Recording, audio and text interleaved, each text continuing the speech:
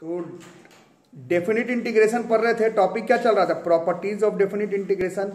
और कई बार वीडियो में बता चुका हूं कि आपके सिलेबस में इनडेफिनिट इंटीग्रेशन और डेफिनिट इंटीग्रेशन अलग अलग चैप्टर नहीं है, दोनों को साथ में रख करके ही तैयारी करना पड़ेगा। तो साथ में रख करके हमारा कितना लगभग 15-20 वीडियो तो शायद हो ही गया हो, है ना।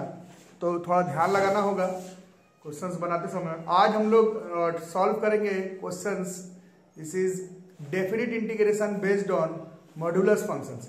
है ये प्रॉपर्टीज ऑफ डेफिनिट इंटीग्रेशन पर ही बेस्ड, वही पढ़ रहे थे ना। ये topic properties of definite integration पर ही बेस्ड है। जैसे कि मैं कुछ क्वेश्चन करके दिखाता हूँ। जैसे क्वेश्चन नंबर 83 है ना हमारा, 84, 82, वेरी वेरी इंपॉर्टेंट है, सब इंपॉर्टेंट ही है। क्वेश्चन की वैल्यू है दिस इज -1 से 2 मॉड्यूलस x dx, इसका इंटीग्रेशन करने, ठीक है। -1 से 2 mod x dx, इसको करने का देखो तरीका। ये जो लोग मेरे से कंटिन्यूटी डिफरेंशिएबिलिटी पढ़े थे वहीं पर राज की बात बताई गई थी। मॉड्यूलस फंक्शंस है, ठीक है। इसका डायरेक्ट इंटीग्रेशन जो है वो हम लोग नहीं कर सकते। मतलब एक्चुअली में सिंपल मॉड्यूलस फंक्शन के बारे में पढ़ाया गया, और कंटिन्यूटी डिफरेंशिएबिलिटी भी चेक करना पड़ता है। जब चेक करने का मतलब होता है कि फिर वो डिफरेंशिएबल भी हर बार हो, कोई जरूरी नहीं है। डिफरेंशिएबल ही नहीं हो तो इंटीग्रेशन भी उसको हर बार कर सके, उसका कोई गारंटी नहीं है ना। तो इसको बच करके करना है। इसमें करना यह है कि अपने दिमाग में सोचना पड़ता है। Definite integration on modulus function का क्वेश्चन जब आपके सामने आए तो आपको दिमाग में सोचना है कि ये जो लिमिट है, इस लिमिट में जो हम लोग थर्ड वाला एक प्रॉपर्टी पढ़े थे ना, थर्ड वाला क्या था? a से c fx, तो ये हम लोग a से b fx dx plus b से c fx dx करेंगे तो इसका आंसर आ जाएगा बशर्ते जो b है वो a से बड़ा और c से छोटा हो जाए तब। यही बताएगा ना, यही था ना, कुछ बोल ही नहीं रहे हो। अरे a से b लिखा हुआ होगा, उसमें कोई मतलब नहीं है। मीनिंग है a से c जाना है तो a से b जाओ, b से c जाओ, b a से c के बीच में होगा तो काम तुम्हारा बन जाएगा। तो अब इसका डेफिनिट इंटीग्रेशन करना मेरे को आ नहीं रहा है। इसका करने मॉड x का डेफिनिट इंटीग्रेशन मेरे को नहीं आता है, कैसे होगा, ठीक है, मेरे को आ ही नहीं रहा। अब हम लोग करेंगे क्या कि दिमाग में सोचेंगे कि कहां पर -1 से 2 के बीच में कब तक साइन चेंजेस होता है मॉड्यूलस फंक्शन में, ठीक है। थोड़ा सोच करके बताओ, -1 से 2 के बीच में कहां से कहां तक मॉड x का वैल्यू, अब पूरा थ्रू आउट मॉड x का वैल्यू तो पॉजिटिव ही आएगा। x का वैल्यू सोच करके बताना है कि -1 से 2 के बीच में क्या होता है। बताओ थोड़ा सोच के, कहां तक? 0 तक क्या होता? -1 से 0 तक चलते हैं, -1 से 0 तक चलते तो इस पूरे का वैल्यू क्या आता? माइनस में आता। अरे समझ में आ रहा है? मॉड x नहीं करना, मॉड x कर दोगे तो पॉजिटिव आ जाएगा। सोचो, -1 से 0 के बीच में इस पूरे का वैल्यू जो है मॉड x नहीं होता तो निगेटिव में आता ना। तो उस निगेटिव कैसे रख देते हैं? माइनस और यहाँ पर x dx, इसको रख देते। समझ में आ रहा है? इसके बाद हाँ 0 के बाद कुछ बता रहे हो, 0 से 2 के बीच में क्या हो जाएगा? 0 से 1 के बीच में वैल्यू पॉजिटिव है, 1 से 2 के बीच में ये वैल्यू पॉजिटिव है, ठीक है। 0 से 1 के बीच में ये वैल्यू पॉजिटिव है और 1 से 2 के बीच में वैल्यू पॉजिटिव है। समझ में आ रहा है? अरे हाँ ना बोलो, है ना। तो इस पूरे को 0 से 2 के बीच में इसका वैल्यू क्या आएगा? इसका वैल्यू जो है पॉजिटिव आएगा। तो बस सीधा पॉजिटिव x dx को इंटीग्रेशन कर लेंगे तो काम बन जाएगा। समझ में आया? बाउंस कर गया? बोलो रोहित, आज समझ में बाउंस कर गया? हाँ एक बार और करते हैं। -1 से 2 के बीच में मॉड x का इंटीग्रेशन करना मेरे को आता ही नहीं, कैसे करेंगे? मेरे को नहीं आता, ये मेरे को पता नहीं कैसे होगा, ठीक है। हम लोग क्या करेंगे कि देखेंगे साइन चेंजेस कहां से कहां तक हो रहा है। साइन का changes, modulus function is all about sine changes. तो साइन चेंजेस हम लोग देख रहे हैं कि -1 से 0 के बीच में कोई भी वैल्यू करते तो इसका वैल्यू नेगेटिव आता। इसका मतलब मॉड x का नहीं, मॉड x तो पॉजिटिव ही आएगा। अंदर वाले का बात करो, ठीक है। और 0 से 2 के बीच में, 0 से 2, अब क्वेश्चन तो 2 ही तक ना था। अब तुम बोल सकते थे 0 से 1, तो तुम्हारा आंसर सही है, 0 से 1 लेकिन पॉजिटिव आता, लेकिन 1 से 2 भी तो पॉजिटिव ही आता। तो साइन चेंज कहां हो रहा है? तुमको करना है तो तुम 0 से 1 कर लो, 1 से 2 कर लो, सेम आंसर आएगा। सीधा 0 से 2 कर लेंगे, सेम आंसर आएगा। समझ आ रहा है? अब इसका सिंपल इंटीग्रेशन, इसका इंटीग्रेशन हमें आता है -x का पावर 1 का इंटीग्रेशन, x² आ रहा है ना। 0 से -1, इसका बताओ x² बाई 2 2 0। चलो बताओ बताओ बताओ, बैठे नहीं रहना, बताओ। अपर लिमिट इज 0 माइनस, ऐसे माइनस और -1 का स्क्वायर है तो -1 ही रहा ना, ओवर -1 रहा, प्लस 1/2 अपर लिमिट लोअर लिमिट 4 माइनस 0। आप बताओ ये कितना हुआ? 1/2 प्लस 2 हुआ ना, दिस इज 5/2। इस क्वेश्चन का आंसर जो है बस वो 5/2 आ गया। इस तरह से हमें मॉडुलस फंक्शन का डेफिनेट इंटीग्रेशन को अप्रोच करना है। मैं भी करवा रहा हूं जितना क्वेश्चन है। मेरा पुराना स्ट्रेटेजी रहता है 9th से 12th क्लास तक का, जो थोड़ा अलग तरह का टॉपिक हो उसमें जितना क्वेश्चन हो भर भर के कॉपी में ही कर लो। जैसे 11th में वो था, पहली बार आप लोग पढ़े थे डोमेन रेंज, तो किताब में जितना क्वेश्चन था मैं सब करवा दिया। तुम सीखे कि नहीं वो तो तुम्हारे ऊपर है। इसमें भी मेरे पास जितना किताब है सबका मॉडुलस का क्वेश्चन मैं कॉपी पे ही करवा देता हूं, फिर तुम अपने आप को एनालाइज करना कि तुमको आ रहा है कि नहीं। पहले लिख लो एक क्वेश्चन। हमको तो एक बार गिफ्ट मिला था, खुद से कौन खरीदे, इतना महंगा बाप रे। तो ये क्वेश्चन देखो, 0 से 1 mod 5x - 3dx। रूल अभी बताया था क्या करना है। ऐसा लिमिट निकालो जहां पर साइन चेंज होता हो। तो इसको या तो दिमाग में निकालो या फिर इसका एक डेफिनिट टेक्निक भी है जो कि आपको सबसे पहली बार क्लास 11th में रेंज डोमेन के समय से लेकर के पूरा इनइक्वालिटी चैप्टर में से लेकर के अभी इंक्रीजिंग डिक्रीजिंग से लेकर के बहुत सारे चैप्टर्स में सिखाया गया। इसको आसान तरीका ये है, साइड में 5x - 3 को 0 पुट कर दो, यही क्रिटिकल पॉइंट हो जाएगा। x का वैल्यू जो है वो 3/5 हो जाएगा। चेक करना है इंक्रीजिंग डिक्रीजिंग से, तो चेक करके देख सकते हो साइन चेंज होगा। 0 से 3/5 के बीच में इसका वैल्यू कुछ आएगा, 3/5 से 1 का वैल्यू इसका साइन जो है वो कुछ आएगा। समझ में आ रहा है? अरे आ रहा है कि नहीं? पूरा इंक्रीजिंग डिक्रीजिंग तो करने वाला मैं हूं नहीं, ऐसे सोच लो। 3/5 का मतलब 0.6 होता है, तुम 0.4 ले लो। 5 × 0.4 कितना होता है? 2 में से 3 गया तो ये आंसर निगेटिव में आ जाएगा। और 0.6 से बड़ा ले लो, 0.8 ले लो, तो 5 × 0.8 4 - 3, ये वैल्यू प्लस में आ जाएगा। ठीक है, समझ में आ रहा है मैं क्या बोला? ये आप इंक्रीजिंग डिक्रीजिंग बोलो, क्रिटिकल पॉइंट निकालना बताओ, मैक्सिमा मिनिमा का फर्स्ट ऑर्डर डेरिवेटिव टेस्ट बोलो, बहुत सारा तरीका है निकालने का। मोटा मोटी समरी यही है कि 0 के बराबर पुट करके x का वैल्यू निकालो और एक बार दिमाग में चेक कर लेना कि साइन चेंज हो रहा है कि नहीं, हड़बड़ा के मत कर देना। ठीक है, बाकी तो हो ही जाएगा। कहां से कहां? 0 से 3/5 के बीच में इसका वैल्यू क्या पता चला? 0 से 3/5 के बीच में इसका वैल्यू पॉजिटिव क्या नेगेटिव? ऐसे नेगेटिव रखो और इसका सिंपल 5x - 3dx का इंटीग्रेशन करो। 3 नहीं 3/5, और फिर 3/5 से कितना 1 के बीच में इसका वैल्यू क्या पड़ा? इसका वैल्यू पॉजिटिव आ रहा है, 5x - 3dx हो जाएगा। करो फटाफट, करना पड़ेगा। अच्छा, कोई लोग बोलते हैं -5x + 5x सबको साथ में रख लेते, तो नहीं होगा ना, क्योंकि लिमिट अलग अलग है। लिमिट वैसे मतलब तब ना साथ में रख के जोड़ देते तो आंसर आ जाता, नहीं आएगा, अलग अलग ही करना पड़ेगा आपको। करो फिर, बताओ कितना कितना आ रहा है। माइनस सामने रखते हैं, करो, थोड़ा स्थिर दिमाग से करना पड़ता है, आसान लग रहा है। खुद से करो, खुद से करो, बताओ कितना आ रहा है। हो जाएगा ना? करो करो करो, करके मेरे को आंसर बताओ कितना आ रहा है, खुद से करो।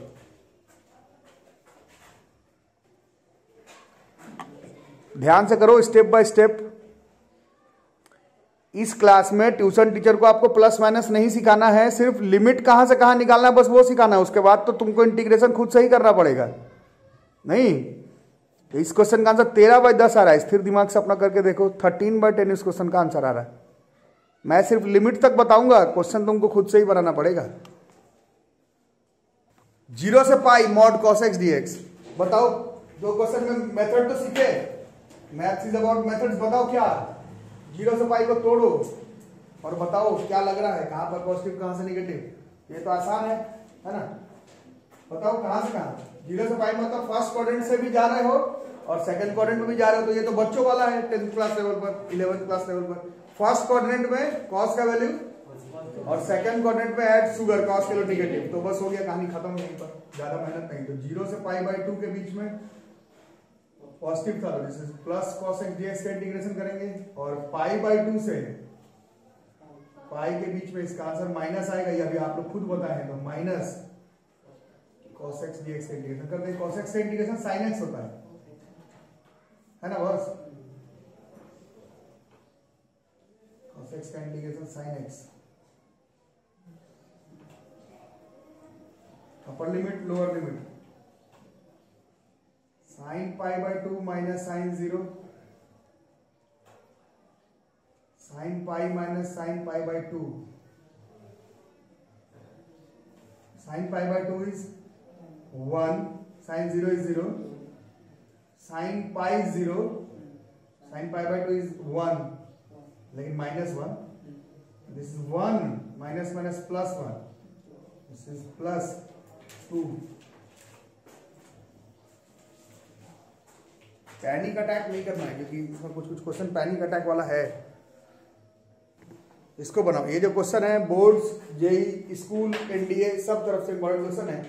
1 से 4 fx dx का इंटीग्रेशन करना है और fx है क्या, mod x minus 1 plus x minus 2 plus x minus 3। बताओ, अभी पिछले 11 मिनट से मेथड समझा रहा हूँ, क्या करना है, हमें लिमिट सोचना है। तो ऐसा क्वेश्चन में सोचना भी थोड़ा सा आसान ही रहता है। 1 से 4 है, अरे देख देख के ही पता चल रहा है कहाँ कहाँ पर फंसेगा। बताओ, जैसे 1 से 2, 2 से 3 और 3 से 4, ठीक है। जैसे 1 से 2 के बीच में तुम ही लोग बताना जरा सा, 1 से 2 के बीच में अगर करते हैं, 1 से 2 के बीच में कौन सा वैल्यू प्लस में आएगा, कौन सा वैल्यू निगेटिव में, खुद से बताओ, चलो बताओ। 1 से 2 के बीच में, हाँ बोलो, ये वाला वैल्यू प्लस में, नहीं तो प्लस में, ये वाला वैल्यू, ये सब पा रहे हैं समझ में ना, और फिर ये वाला वैल्यू भी नेगेटिव में। इसका इंटीग्रेशन करेंगे अभी। फिर इसके बाद 2 से 3, इसमें बताओ प्लस, ये भी प्लस, ये नेगेटिव, और बड़ा आराम से बनाएंगे इसको। 4 नंबर का आता है और एक 3 से 4, शायद सब पॉजिटिव है, नहीं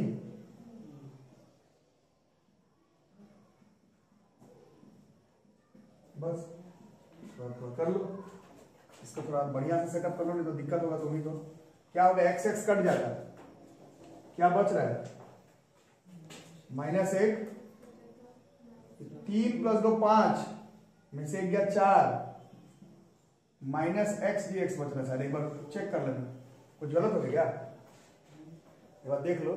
एक्स एक्स तो कट जाता है, एक माइनस एक्स बच रहा था, 3 प्लस 2 5 में से 1 गया 4 और एक माइनस एक्स बच रहा था, 4 माइनस एक्स डी एक्स कर लेंगे अभी इंटीग्रेशन थोड़ी देर में। फिर 2 से 3 का बताओ उपाय, एक्स एक्स 2x में से 1x गया, 1x तो बचा, और 3 में से 2 गया, प्लस 3 है, 3 में से 2 गया, 1 में से 1 गया, तो 0 ही बचा। मतलब इसमें बचा कि केवल x बचा, शायद केवल x ना, इसका तो कर ही लेंगे इंटीग्रेशन। प्लस 3 से 4 का कुछ बताओ, x x x 3x minus 6 ही हो रहा ना, 6x। अब करो इंटीग्रेशन। 4 बाहर, dx का x आएगा, माइनस x का पावर 1 का x स्क्वायर बाई 2, 2 से 1, थोड़ा भी गलती हुआ तो पूरा गलत हो जाएगा, प्लस x का पावर 1 का x स्क्वायर बाई 2, 3, 2 आगे, 3 बाहर, x स्क्वायर बाई 2, 4, 3, माइनस 6 बाहर, x 4, 3, upper limit lower limit 4, 2 minus 1, minus 1 by 2, 4 minus 1 plus 1 by 2, 9 minus 4, देखना गलत नहीं हो जाए, तुम लोग भी क्रॉस चेक एक बार करते रहना। 3 बाई 2, 16 माइनस 9, 16 माइनस 9 ना, माइनस 6, 4 माइनस 3 आगे, 4 ही हुआ ये, minus 3 by 2 plus 5 by 2 plus 21 by 2 minus 6, थोड़ा प्लस माइनस में इसमें आगे पीछे हो सकता है आंसर। चलो बताओ कितना होगा,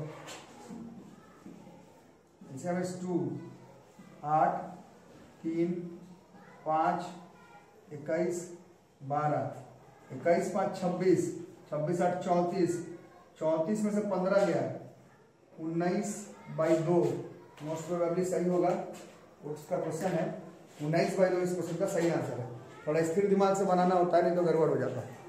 अच्छा, इसमें कुछ लोग बोलते हैं आपको कैसे पता चल रहा है लिमिट कहां पर आएगा? तो कोई पता रखने का बात नहीं, कुछ कॉमन सेंस है। जैसे इसमें क्रिटिकल पॉइंट पुट करते तो 1 होता, 2 होता, 3 होता, थोड़ा पता चलता प्रैक्टिस से, और कोई बात नहीं।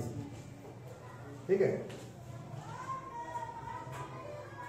बाकी कुछ बच्चे बता रहे हैं कि ग्राफ से क्रिटिकल पॉइंट पता लगा सकते हैं। बिल्कुल पता लगा सकते हैं, बट जो लोग क्लास किए हैं फंक्शन का उनको याद होगा फंक्शन का तो अंत ही नहीं है।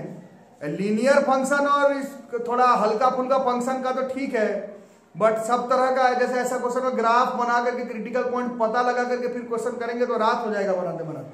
तो कुछ कॉमन सेंस, कुछ ग्राफ, कुछ प्रैक्टिस, कुछ इंक्रीजिंग डिक्रीजिंग, कुछ लीनियर इनइक्वालिटी, तो कुछ डोमेन रेंज, कुछ क्रिटिकल पॉइंट, तो कुछ मैक्सिमम मिनिमा, सब चीज दिमाग में रखना होगा।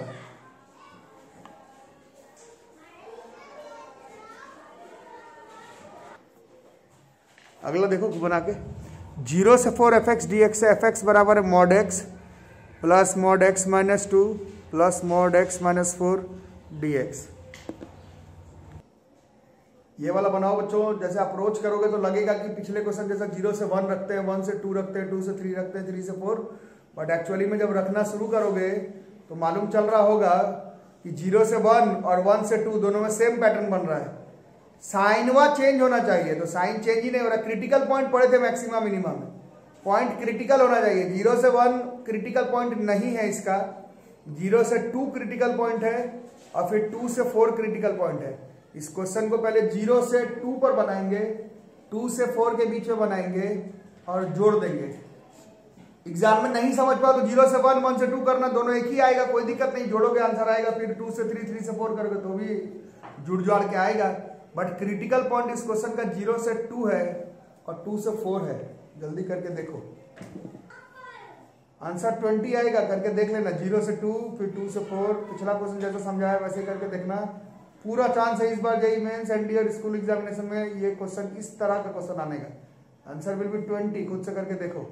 इसका बताओ, क्वेश्चन नंबर 87 आ गया। -1 से 2, 2x प्लस 1 mod dx। बताओ क्या तरीका है? क्रिटिकल पॉइंट निकालने का सबसे आसान तरीका 0 पुट कर दो। कितना?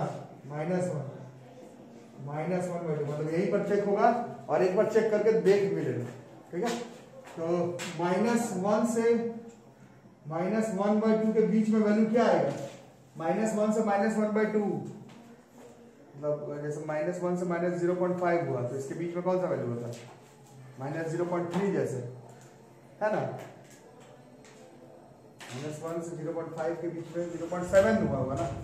0.7, 2 into 0.7 माइनस में, तो -1.4 हुआ प्लस 1, तो ये माइनस में आ गया, मतलब यहां तक ये वैल्यू माइनस में आएगा।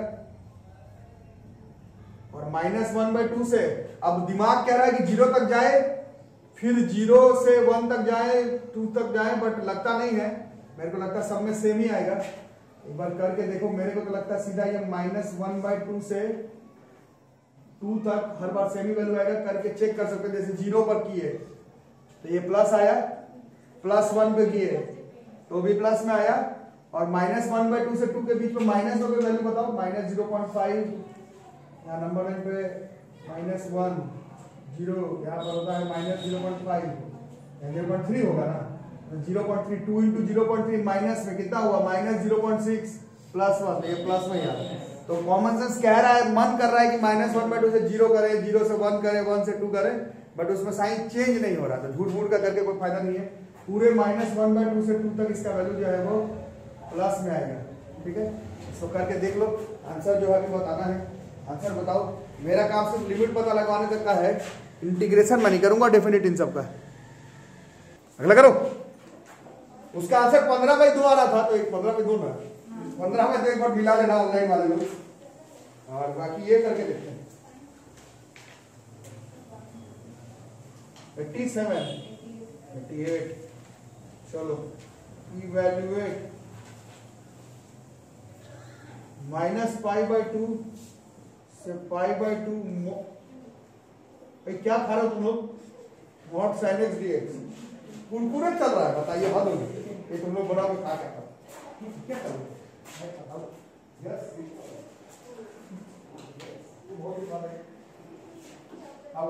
हाँ बेटा भाई, माइनस पाई बाई टू से pi by two mod sine x dx. बहुत सारा तरीका है। एक तरीका ये है,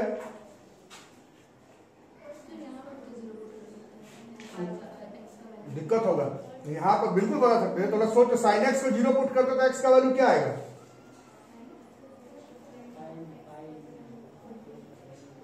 सिर्फ जीरो आएगा। तो सिर्फ जीरो का मतलब क्या हुआ? माइनस पाई बाई टू से जीरो।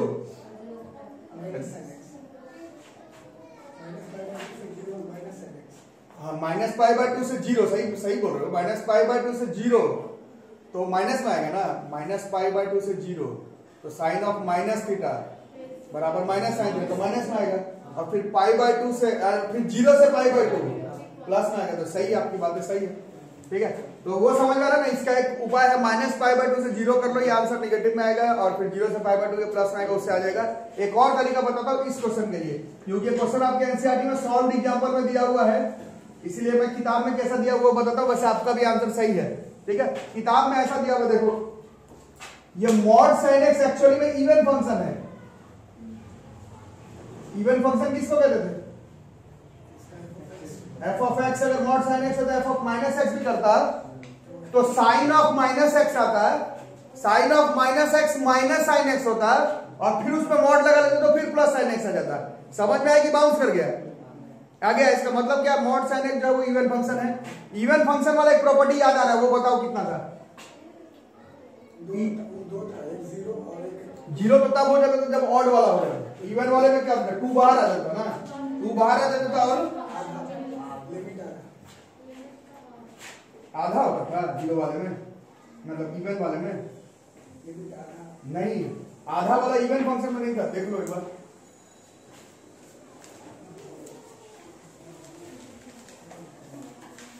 इवन वाले में जीरो वाला नहीं, चेक कर लो, पेपर चेक इलाज मतलब दो वही है।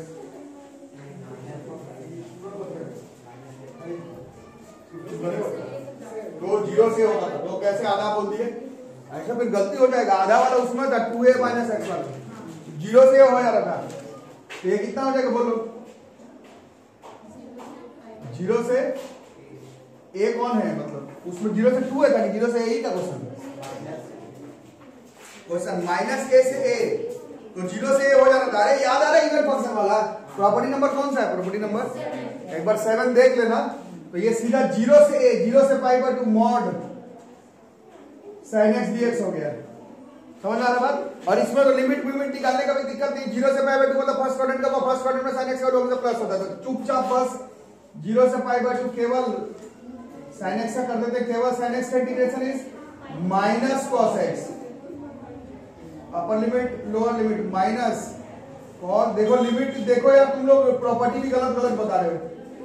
Zero minus one, minus minus ये प्लस वन हो रहा है, this is plus one, this is plus one, और 2 बाहर नहीं आ रहा था ना, 2 भी बाहर आता था ना।